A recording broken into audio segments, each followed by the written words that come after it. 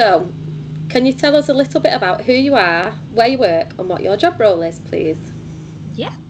So my name is Stacy Whiteway, and I'm a lead behaviour professional. So I've worked in many varying different roles, really, in many varying schools. So I've used to work in a PRU, so behaviour unit, a pupil referral unit. From there, I've gone on to mainstream schools, mainstream settings, worked with many children who are neurodiverse, and also put many now, because I'm lead behaviour throughout my mainstream setting, put many policies into place, able to action them, do staff training. So that's kind of what I'm doing currently.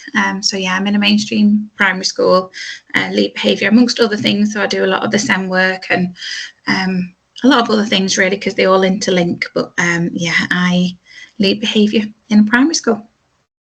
Amazing. So, Behaviour Awareness Week. Thanks for joining us today, Stacey. We're very excited to have you with us, and this week marks Behaviour Awareness Week.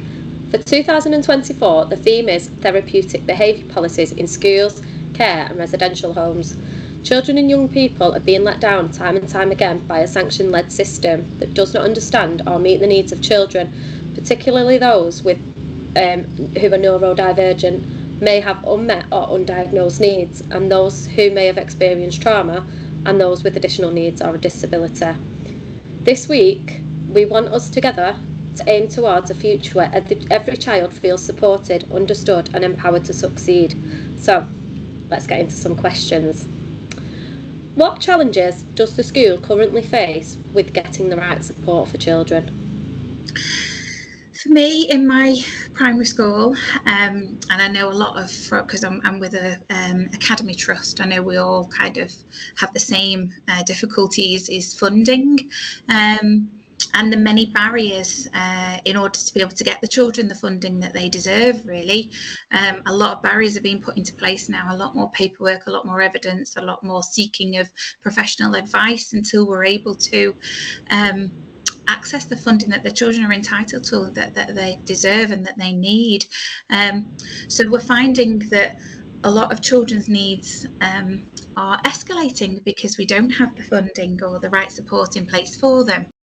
And then, you know, you're in the kind of difficult situation as to whether the school can meet the needs of the child, and that's not what anybody wants. It's certainly not what I want. So those are the challenges at the moment, is getting the right support, the right funding, and within the time frame, so that things don't escalate to a point where you can't come back.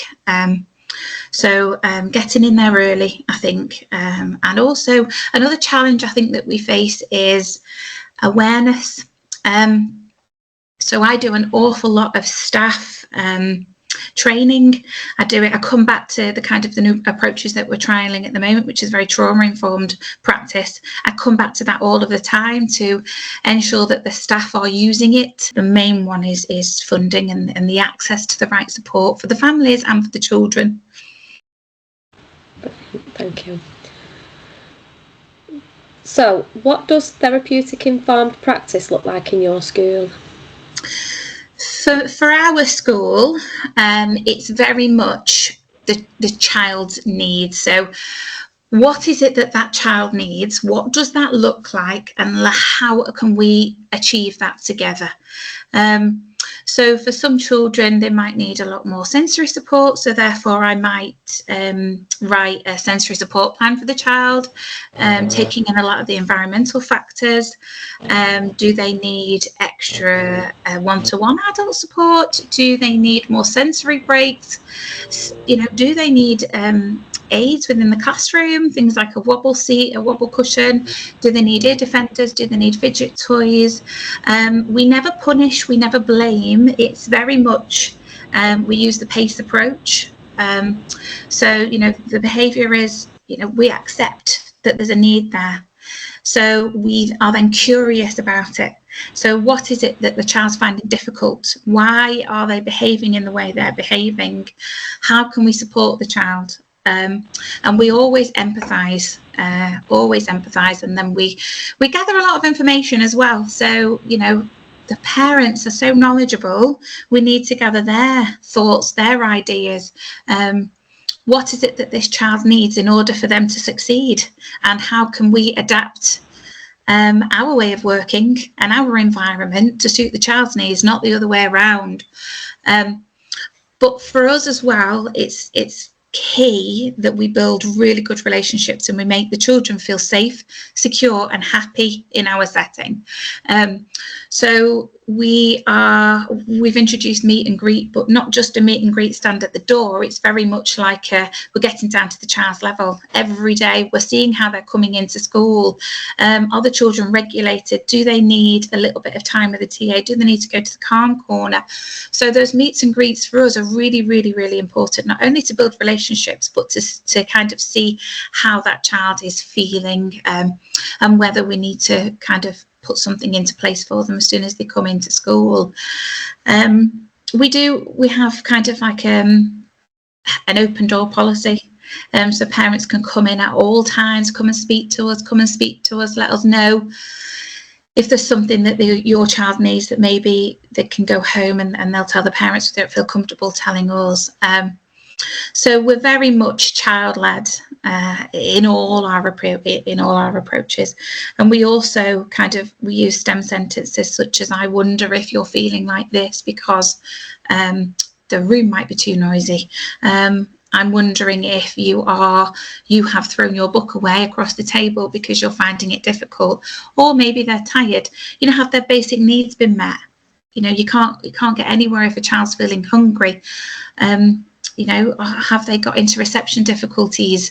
Can they tell you whether they're hungry? Can they tell you whether they're thirsty? If not, then what is their behaviour showing us? And we've kind of got to be detectives and kind of guide, follow the clues, haven't we? And then go from there really and see if we can get to the root cause of the behaviour and address it. So that the children feel validated, they feel heard or seen if they're not able to tell you.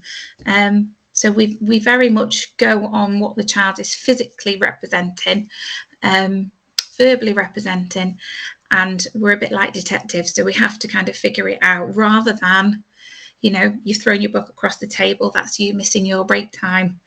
Well, hold on a minute, why have they thrown the book across the table? Are they finding it difficult? Is the room too hot?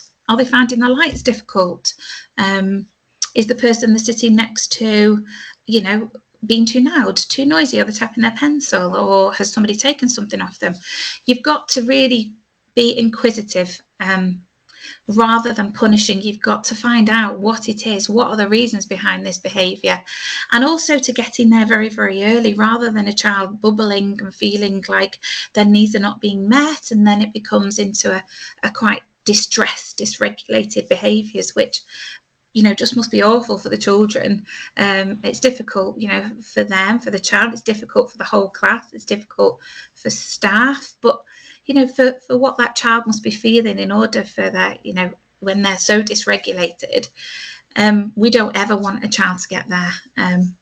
So we're working really, really, really hard on getting in there early. Being really, really, what's the word I'm looking for? Being really observant and getting to the bottom of whatever it is that this child needs early, rather than things escalating. So yeah, that's what we do. Amazing. It sounds like such a calming environment. And do you know what it is? We've worked really hard. All the staff are using these STEM sentences that are given to them. They're all trying really, really hard to be curious and empathetic all of the time. And they're also trying hard not to, raise their voice. We're trying to be really, we have calm voices. So I run through scenarios with the staff. If this happens, how do you approach this? So we're all doing it with each other all of the time. And it becomes ingrained, we care so much about the children, and otherwise we wouldn't be in the jobs we're in. And we want the children to feel safe in our care. That's priority. They have to feel safe. And if, you know, they have got a neurodiversity, or if they've had experience of trauma, if you were as a staff member to raise your voice or put boundaries into place, or, you know, severe punishments because a child is not conforming, you're not making the child feel safe, or you're not making them feel they belong, or they're heard or listened to. So that's not a way that we work at all in our school. Amazing. Okay. What can practitioners do to make children feel safe and thrive in school? The key thing is build relationships. Build relationships early on. Take the time. Relationships aren't built, you know, in a day, are they? You've got to take the time to get to know the child, get to know the families and the relationships and what's their background. Are there any triggers? Find common interests, but you've got to relate and build relationships with children. That is my top tip. And little things, you know, meet and greets, they might be small, they might not seem like they're big changes, but they're huge to the children. They're absolutely huge. You have to build those relationships early on. Listen. The children should have a voice, you know, behind every behaviour. When the child is regulated and calmed down, get the child's perspective. What happened? You know, I'm wondering what happened. Have a curious approach. Build those relationships with the children. Find out what it is that they're finding difficult and solve it for them. Come up with a solution, but come up with a solution together. Don't dictate to them. You know, ask them what would help you in this situation. How can we help you with this? But relationships, and I think you're making a child feel safe because you've got that relationship. You're consistent in your approach as well. You know, it's really difficult, and I say this to my staff, some days if you're going through quite a difficult time at home, or you've got, you know, things going on, you know, of your own worries, you've got to leave it at the door, or leave it in the staff room, or come and speak to me about it. You know, it can't, your behaviour, the way you approach it, has got to be consistent every single day, because if you're not, the children are not going to know from one day to the next how you're going to react to a situation. So to make them feel safe, you've got to build those relationships. You've got to be consistent. You've got to have a consistent approach. You've got to be warm, welcoming, friendly, have a big smile on your face, even though you might be feeling rubbish. You've got to do it, because those little people have got to feel safe in your care in order to get, you know, the outcomes for them. Those are my top tips. Thank you. Sorry. So, why do sanction-based punitive practices not work in schools, and what can be done instead? Very much the approach that I'm doing at the moment, a very curious approach. I think if you're punishing rather than listening, you're never gonna change anything. You know, if you do the same thing over and over, I think I mentioned this the other day, you know, Einstein said you do the same thing over and over, it's insanity, because you're never going to get anywhere. You're just going to have the same outcome. So in order to change anything, and in order to make these children feel safe, secure, heard, listened to, validated, you've got to change your approach. You've got to not be punishing for the behaviour. You've got to find out the reason why behind the behaviour, because there always is a reason behind the behaviour. They're not doing it because they're choosing to do it. They're doing it because they're finding things difficult. And that could be due to neurodiversity. It could be because they've suffered trauma. It could be that they're having a rubbish time at home. It could be that the children have got a lot of ACEs, or there's other stuff going on within the home, safeguarding and reasons. There's always a reason behind the behaviour, always. And to just keep punishing and punishing, the children are never going to feel safe. They're never going to feel that they've got a voice. And what we want to create is people that feel listened to and heard and validated, and then they will thrive and they will succeed and they will achieve in whatever way that looks like for that child. But if you don't listen to them and you don't make them feel safe and you don't put all these things into place, a more trauma-informed approach, you're never going to be able to change the behaviours. You're only going to escalate.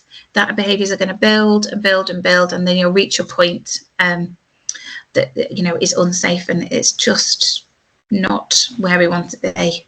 Children need to feel safe. Wonderful. Okay, so this is the last question.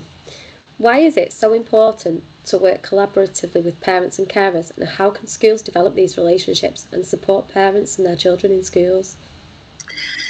That's a really good question, because the parents are so knowledgeable and they know their children the best. And sometimes, you know, some children, whether they're neurodivergent or not, don't feel able to talk to us as professionals, but they will talk to the parents. And if you've not got that relationship or that open door policy where the parents can come in and share the child's voice, the child's worries, then you're never going to find out the reason why, are you? And the behaviour and things escalate. So the parents are so knowledgeable. They might have ideas and strategies that work at home that you can implement at school.